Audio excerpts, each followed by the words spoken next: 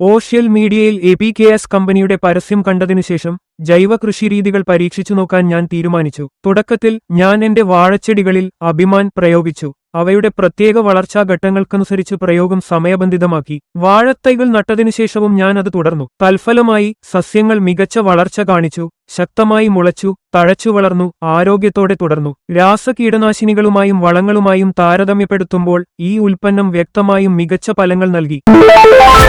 ആശംസകൾ. എന്റെ പേര് പേരാനന്ദം. ഞാൻ റാണിബേട്ട് ജില്ലയിൽ നിന്നുള്ളയാളാണ്. കഴിഞ്ഞ 2 വർഷമായി ഞാൻ വാഴകൃഷിയിൽ ഏർപ്പെട്ടിരിക്കുന്നു. നിലവിൽ ഞാൻ കർപ്പൂരവള്ളി ഇനം വാഴ കൃഷി ചെയ്യുന്നു.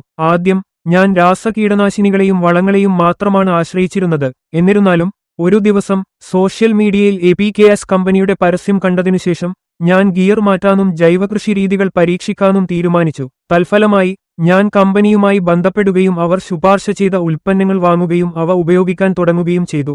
ആദ്യം എന്റെ വാഴച്ചെടികളിൽ അഭിമാൻ പ്രയോഗിച്ചു. അവയുടെ പ്രത്യേക വളർച്ചാ ഘട്ടങ്ങളുമായി പൊരുത്തപ്പെടുന്നതിന് ശ്രദ്ധാപൂർവം സമയം ക്രമീകരിച്ചു. തഫലമായി സസ്യങ്ങൾ അസാധാരണമാംവിധം നന്നായി വളർന്നു. അവ ശക്തമായ മുളകൾ ഉത്പാദിപ്പിക്കുകയും സമൃദ്ധമായ ഇലകളാൽ തഴച്ചു വളരുകയും ആരോഗ്യത്തോടെ തുടരുകയും ചെയ്തു. തുടർന്ന് വളർച്ചാചക്രത്തിന്റെ 8ാം മാസത്തിൽ ഞാൻ ഓർബിക്സ് പ്രയോഗിച്ചു. ഇത് മികച്ച കുലരൂപീകരണത്തിന് സഹായകമായി. വാഴകൾ ശ്രദ്ധേയമായ ശക്തിയോടെ വളർന്നു. മുമ്പ് രാസ ഉൽപ്പന്നങ്ങൾ പതിവായി ഉപയോഗിക്കാൻ ഞാൻ നിർബന്ധിതനായിരുന്നു. എന്നിരുന്നാലും ഈ ജൈവരീതി ഉപയോഗിച്ച് പ്രയോഗിച്ചതിന് 2 മാസത്തിനുശേഷവും ഇലകൾ സമൃദ്ധവും ഊർജ്ജസ്വലവുമായി തുടരും. കർപ്പൂരവല്ലി ഇനത്തിന്റെ കാര്യത്തിൽ സാധാരണയായി 10 മാസത്തിനുള്ളിൽ വിളവെടുപ്പ് പ്രതീക്ഷിക്കാം.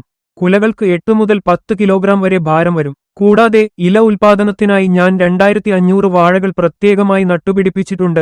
കൂടാതെ ഈ ചെടികൾക്കായി ഞാൻ അഭിമാൻ, ഓർബിക്സ് എന്നിവയും ഉപയോഗിക്കുന്നു. അതേസമയം ഞാൻ ഒരു തെങ്ങ് തോട്ടവും പരിപാലിക്കുന്നു. എപികെഎസിന്റെ കൊക്കോമാക്സ് ഉൽപ്പന്നത്തെക്കുറിച്ച് പഠിച്ചപ്പോൾ എന്റെ തെങ്ങുകളിലും ഇത് പ്രയോഗിക്കാൻ ഞാൻ തീരുമാനിച്ചു.